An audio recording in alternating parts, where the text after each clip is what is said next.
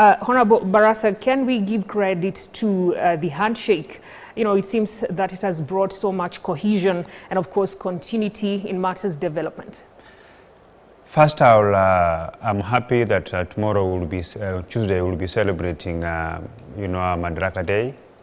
But on the other hand, I'm also a very sad Kenyan that very many years after independence and many years also after the enactment of a new constitution that spell out how resources are shared in this country, we still have situations where the head of states visits a particular region with a basket of goodies. You wonder where the government was. Why was it waiting for the Madaraka Day before it goes there? Second thing is that we know the role of Parliament insofar as allocation of resources is concerned. Parliament plays a very key role, of course, during budget making process. And I'm wondering where the project that His Excellency is taking to the Luo Nyanza, where the money that is going to fund them has come from, who has approved that kind of a money.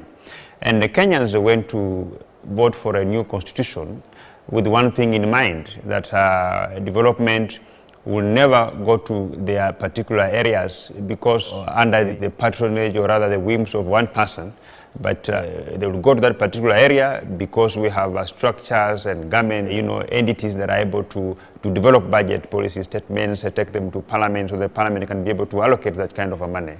And the reason as to why Kenyans fight to be on the negotiating table in Nairobi is because of such kind of behaviors that you only benefit as a region if one of your own is on the negotiating table. And even as we grapple with the attitude and the appetite of certain people to expand the executive, one wonders if that executive will be expanded to a level where each and every community is accommodated there, because the trend is that you only benefit if one of your own is a member of the executive. And we will want to see a country where, regardless of whether the president is visiting your area or not, you must be able to have a fair share of the national resources, or rather the national cake. So it's completely regrettable, and it completely shows how our governance works like, how the governance is like. Because we are talking of a situation where resources should be allocated across the country equitably and in a fair manner. So it doesn't have to be that the head of state visits your area before you get those kind of goodies. Nyanza has been there for very many years. Those things have been there for very many years. I think it couldn't have waited until Raila Odinga engages in a handshake with the president before finally those developments are launched. And we're also wondering whether other regions are also going to line up their kingpins to engage in a handshake before they begin to have a fair share of such development. Yeah, but Honorable Didmus, don't you think, the president at the same time has so much on his table, and it doesn't necessarily mean that because we have the Madaraka Day celebrations is the reason he's going there. Of course, we've seen him launching other different projects, even in different other counties. And one thing for sure is that for development to happen, there must be money involved. And it's exactly what Wanjiku want to see. And of course, remember also President Uhuru Kenyatta is also trying to cement his legacy before 2022. One thing that I want to tell you is that the president has got no powers in terms of unilaterally deciding which projects goes to which particular area. Such powers were taken away from him during enactment of the 2010 Constitution, and they were given to Parliament. They were given to Kenyans themselves. And you see, Parliament usurps the powers of the Kenyan people, and it's the only body in this country that is mandated by law to be able to distribute resources across this country. That's why Parliament and the Parliament's role insofar as budget making is not something that can wash it away.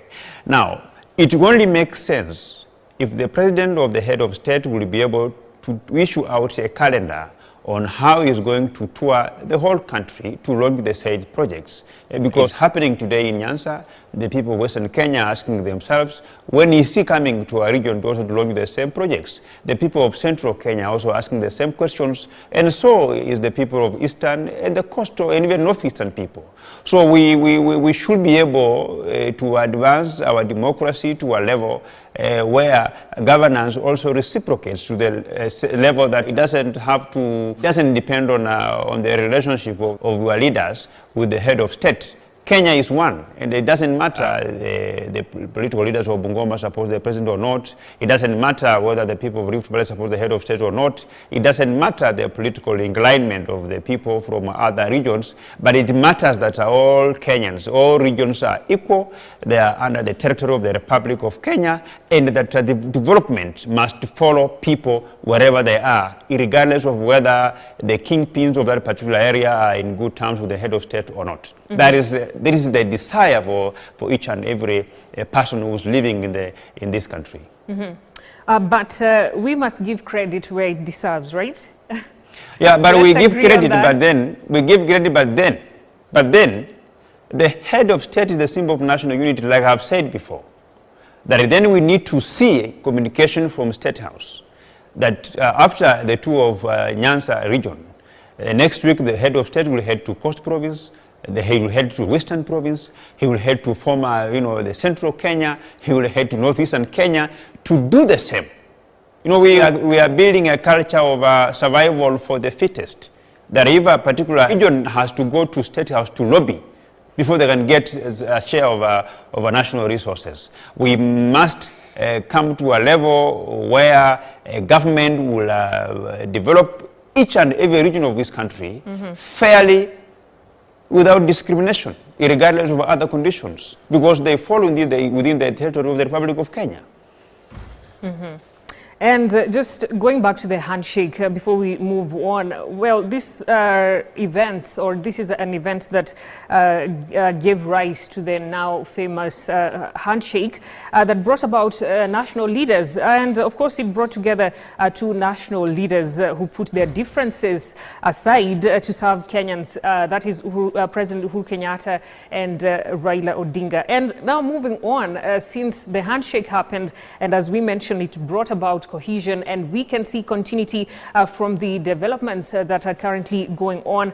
Let's talk about your perspective as a leader, and with all these developments that are crystal clear, what does this mean for the leaders in the larger Nyanza region? Is it then time for leaders to come together and join the bigger table? That's the government to work together, and let's move on. I will look at it in two perspectives. One is that the handshake brought peace in this country.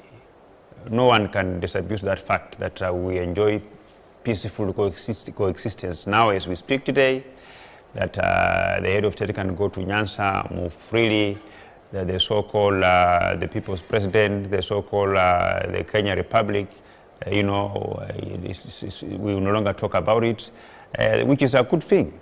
But the second thing is that ODM was an opposition party. NASA was an opposition coalition. From the time that Raila Odinga engaged in the handshake with Uhuru Kenyatta, the opposition is really going to slumber. We no longer see them putting the government of the day on toss. The Kenyans, when they went to the elections and say that we must have a minority party, a party that will act as the leader of opposition and put the government of the day on check. So we no longer see that kind of a thing, and we will agree with me that at least from that time, we have seen government, we've seen even the opposition leaders in the National Assembly seconding government bills. They're the one who are defending the government record. They're the one who are defending even the KEMSA scandal. So Kenyans are left on their own, because for the government to run smoothly, we must have an opposition party. And we are even discussing and seeing whether maybe in future we can enact laws that will ensure if the opposition party goes to bed with the government, then another party or rather another opposition group must be created and be recognized within the standing orders of Parliament. Because that role is not being played properly as we speak now.